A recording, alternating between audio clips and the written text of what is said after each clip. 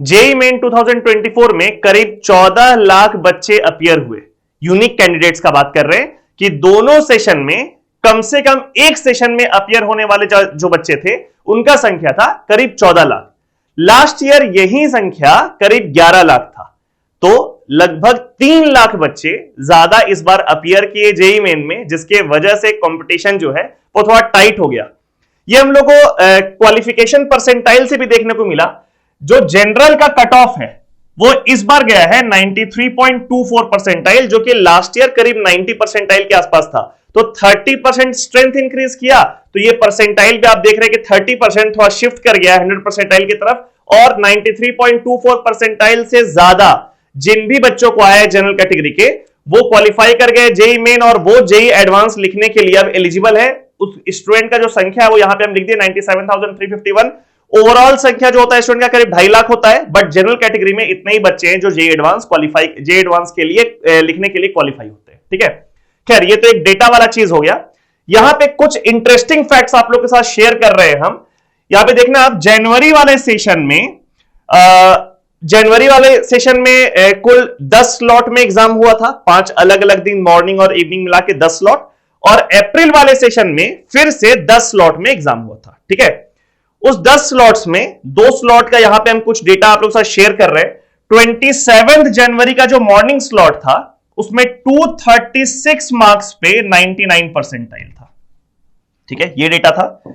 और वही 31 जनवरी इवनिंग का जो स्लॉट था उसमें 151 मार्क्स पे 99 परसेंटाइल था। आप देख रहे हैं करीब 85 मार्क्स का डिफरेंस है 31 जनवरी इवनिंग और 27 जनवरी मॉर्निंग। हम ये एक्सट्रीम 2 स्लॉट्स का मार्क्स का केस लिए, बाकी सारे स्लॉट्स में इन दोनों के बीच में मार्किंग स्कीम था। ठीक है, 236 मार्क्स एंड 151 मार्क्स, यानी कि 31 जैन में अगर किसी बच्चे को 151 आ गया, उसको 99 परसेंटाइल मिल गया।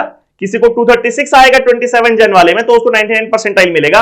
अब सोचिए इस वाले स्लॉट में अगर किसी बच्चे को 151 नंबर आया होगा तो उसका परसेंटाइल तो बहुत ही पीछे होगा। ठीक है, अब परसेंटाइल मिलता कैसे है?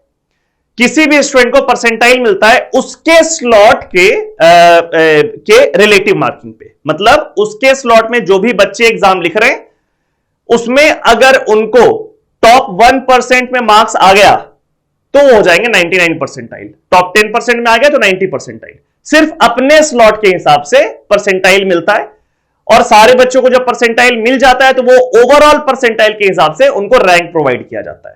तो एनटीए के हिसाब से अगर किसी बच्चे को 27 जनवरी को 236 नंबर आया है और 31 जनवरी को 151 नंबर आया है, तो वो दोनों बच्चा बिल्कुल सेम स्टैंडर्ड का है, सेम लेवल का है, और उन दोनों को सेम रैंक या ऑलमोस्ट सेम रैंक प्रोवाइड किया जाएगा फाइनली। यानी कि इन दोनों स्टूडेंट को लगभग एक जैसा रैंक आया है फाइनली जेईई मेन 2024 के रिजल्ट्स के समय। अब इस बात को जस्टिफाई किया गया एनटीए के द्वारा यह बोलकर कि ये 31 जैन वाला जो पेपर था वो टफेस्ट पेपर था उस पूरे सेशन का, और जो 27 जैन वाला पेपर था वो इजीएस्ट पेपर था। कहने का मतलब कि ये वाले पेपर में स्कोरिंग ज्यादा हुआ है, तो स्कोरिंग ज्यादा होने का मतलब क्या हो गया कि पेपर इजी था। और ये वाले में स्कोरिंग कम हुआ है, कम नंबर आया बच्चों को। तो कम नंबर क्यों आए हैं? क्योंकि पेपर इजी हो गया। ये बोल करके अपना पल्ला तो उन्होंने झाड़ लिया। बट यहां पे एक और फैक्टर जिसके बारे में बात करेंगे, उसके पहले एक और डेटा आप लोग साथ शेयर करते हैं। ये अप्रैल सेशन का है। अप्रैल सेशन में 9 अप्रैल जो मॉर्निंग स्लॉट है उसमें 131 मार्क्स पे 95 परसेंटाइल आया है, और 6 अप्रैल मॉर्निंग स्लॉट जो है उसमें 132 मार्क्स पे 90 परसेंटाइल आया है। मतलब आप देखो कि यहां पे एक नंबर ज्यादा आया है एक बच्चे को 6 अप्रैल वाले में, लेकिन परसेंटाइल वाइज आप देखिए तो यहां पे 95 और यहां पे 90 परसेंटाइल है। आप बोलेंगे सर 5 परसेंटाइल का ही डिफरेंस है, बट रैंक में देखिए कितना का डिफरेंस है। 95 परसेंटाइल वाला जो बच्चा है उसका AIR है 75,000, और जो 90 परसेंटाइल वाला बच्चा है उसका AIR आया है 1.5 लाख, 1.5 लाख 150K। ठीक है, पहले ही बात कर चुके हैं कि 93.24 परसेंटाइल कट ऑफ है। मतलब ये जो ऊपर 9 अप्रैल वाला जो बच्चा है जिसका 95 परसेंटाइल आया है, 75,000 रैंक आया है, वो जेईई एडवांस देने के लिए क्वालिफाई कर गया है। और ये जो 6 अप्रैल वाला बच्चा है जिसको 90% आया है, उससे एक नंबर ज्यादा लाने के बावजूद वो जेईई एडवांस के लिए क्वालिफाई नहीं किया है। अब यहां फिर से एनटीए का वही तर्क होगा कि इस स्लॉट में क्योंकि 131 पे 95% आ गया है, मतलब इसका पेपर और इसके पेपर के स्टैंडर्ड में बहुत डिफरेंस होगा। एक पेपर को इजी बोल देगा, एक पेपर को टफ बोल देगा, और उसके अकॉर्डिंग ये मार्किंग स्कीम हो गया है। जबकि यहां पे गौर करने वाला बात है कि ऑब्वियसली हम लोग मानेंगे कि पेपर का स्टैंडर्ड भी सेम नहीं होता है, कोई पेपर टफ होता है, कोई पेपर इजी होता है, बट एक दूसरा फैक्टर भी है।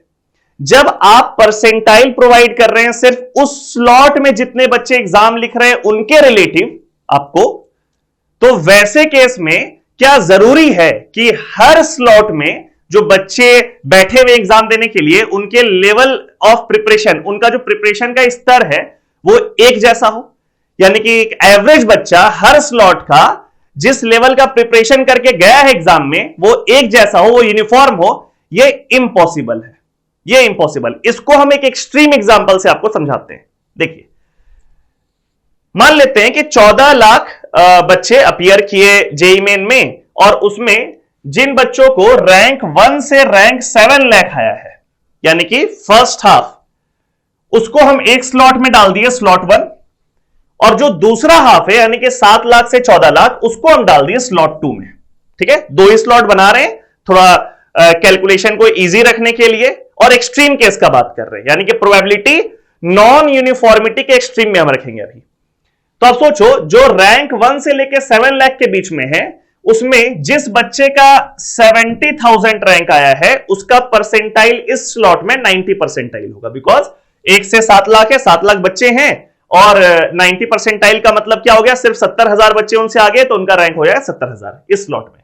जबकि जो दूसरा हाफ है जिसमें कि रैंक आया है 7 लाख से 14 लाख बच्चों को, उसमें जिस बच्चे को 90 परसेंटाइल आया है उसका ओवरऑल ऑल इंडिया रैंक होगा 7.7 लाख, बिकॉज 7 लाख से 14 लाख है, 7 लाख रैंक तो पहले बच्चे को है, उसमें जो पहला स्टूडेंट है उसका रैंक है 7 लाख, ठीक है। और 90 परसेंटाइल इस स्लॉट का अगर बात करें तो आप 10% बच्चे को और उसके आगे कर दो तो उसका रैंक कितना हो गया, 7.7 लाख, ठीक है।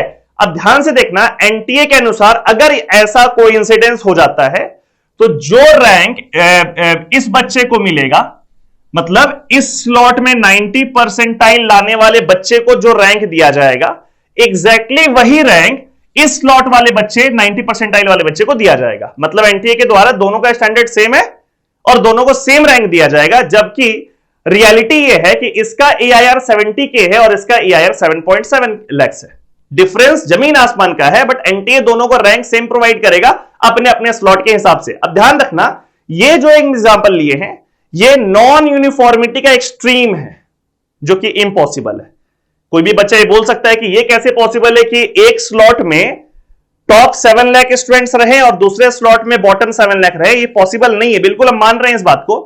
जैसे ये नॉन यूनिफॉर्मिटी का एक्सट्रीम है जो कि इम्पॉसिबल है, उसी तरीके से जो यूनिफॉर्मिटी का एक्सट्रीम है वो भी इम्पॉसिबल है। यूनिफॉर्मिटी का एक्सट्रीम क्या है कि 14 लाख बच्चों को आप 10 स्लॉट में डिवाइड किए हैं और हर स्लॉट में बच्चों का जो एवरेज लेवल ऑफ प्रिपरेशन है वो एग्जैक्टली सेम है। मतलब इस स्लॉट में कोई बच्चा है, उसको इस स्लॉट में जो भी नंबर आया, उसमें जो भी परसेंटाइल आया है, उसको किसी और स्लॉट में एग्जाम देने के लिए भेज दिया जाता तो जो भी नंबर उसका आता बट परसेंटाइल सेम रहता। इसको बोलते हैं यूनिफॉर्मिटी का एक्सट्रीम।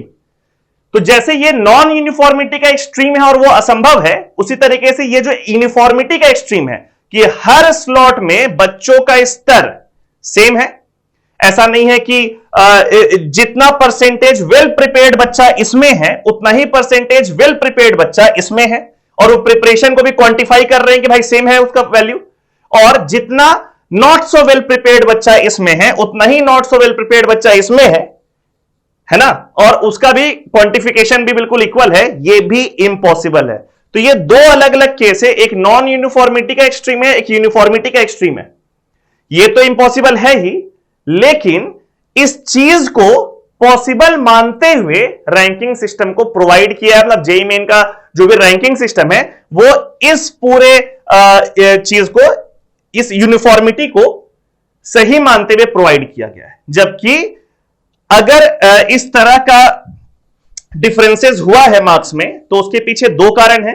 पहला कारण ऑब्वियसली जो एनटीए के द्वारा बोला गया है कि स्टैंडर्ड ऑफ क्वेश्चन डिफर किया होगा, बिल्कुल मानने वाला बात है। स्टैंडर्ड ऑफ क्वेश्चन टफ और इजी हो सकता है दो अलग अलग स्लॉट में, लेकिन ये जो दूसरा फैक्टर है कि distribution of students on the basis of their preparation, उनके तैयारी के अनुसार उन बच्चे को डिस्ट्रीब्यूट करना अलग अलग स्लॉट्स में यूनिफॉर्मली, यह भी असंभव है और यह भी एक कारण है जिसके वजह से वहां पे उतना डिफरेंस हुआ है।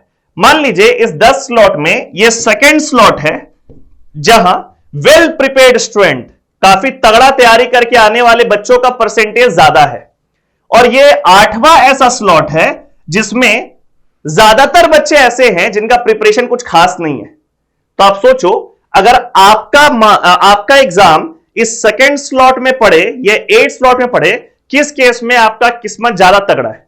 मेरे को ऐसा लग रहा है कि 8वां स्लॉट में अगर आपका पड़ गया एग्जाम तो आपका किस्मत ज्यादा तगड़ा है। बिकॉज वहां पे क्या है, वहां पे बच्चे बहुत ज्यादा वेल प्रिपेयर्ड नहीं है, उतना अच्छा तैयारी करके नहीं आए हुए, तो वहां पर क्या होगा, वहां पे बच्चों को स्कोर उतना अच्छा नहीं आएगा, इर्रेस्पेक्टिव के क्वेश्चन का पेपर भी कैसा भी हो। और वहां पे आप थोड़ा ठीक ठाक भी अगर एग्जाम लिख लिए तो रिलेटिवली उस स्लॉट के हिसाब से आपका परसेंटाइल बहुत शानदार हो जाएगा।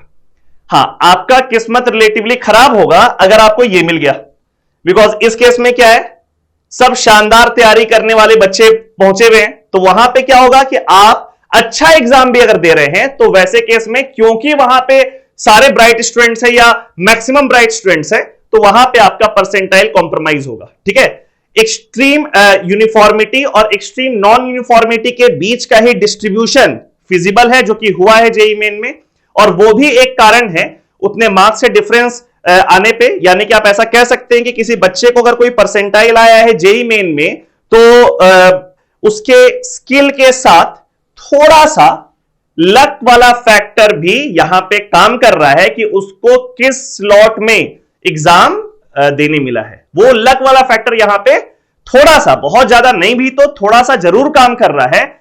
इसी वजह से हम यहां पर यह बोलना चाह रहे हैं कि अगर किसी बच्चे का परसेंटाइल जेईई मेन में मान लीजिए 94 परसेंटाइल है, जनरल कैटेगरी का बात कर रहे हैं, 95 परसेंटाइल है, मतलब कि वो जस्ट जेईई एडवांस देने के लिए क्वालिफाई कर गया है, बहुत हाई परसेंटाइल वाला बच्चा नहीं है, मतलब ऐसा कि वो क्वालिफाई तो कर गया है, एलिजिबल तो हो गया है, लेकिन उसको बहुत कॉन्फिडेंस नहीं आ रहा है कि यहां पे मेरा परसेंटाइल तो जस्ट क्वालिफाई किए हैं जेईई मेन को, क्या पता जेईई एडवांस में मेरा क्या स्कोप होगा। उस बच्चे के लिए एक पॉजिटिव बात है कि जेईई एडवांस्ड में क्या होगा बाबू, वहां पे लक वाला फैक्टर बिल्कुल नहीं काम करेगा, वहां पे सेम पेपर हर बच्चे के लिए होगा। तो आप उसका तैयारी बहुत मन से करो, क्योंकि हो सकता है कि यहां पे थोड़ा किस्मत वाला फैक्टर आपसे रूठा हुआ हो और वहां पे वो वाला फैक्टर रहेगा नहीं, अनबायस्ड रहेगा, तो वहां पे आप अच्छा परफॉर्म कर सकते हैं। दूसरे तरफ सिर्फ ऐसा नहीं है बाबू कि ये यूनिफॉर्मिटी नहीं है, इस वजह से नुकसान ही हुआ है बच्चों का, बहुत सारे बच्चों का फायदा भी हो गया है। अब मान लीजिए जिस स्लॉट में बहुत बच्चे वेल प्रिपेयर्ड नहीं है, बहुत तैयारी तगड़ा नहीं है, वहां पे आपका मिल गया, तो जितना परसेंटाइल एक्चुअली आप डिजर्व करते थे उससे ज्यादा आपको आ गया। ठीक है, तो बहुत सारा ऐसा भी बच्चा होगा जिसका परसेंटाइल बहुत हायर साइड में होगा, 99.5 परसेंटाइल, 99.7 परसेंटाइल। उन बच्चों से हम रिक्वेस्ट करेंगे, सजेस्ट करेंगे उनको कि आप ओवर कॉन्फिडेंट ना हो जाए।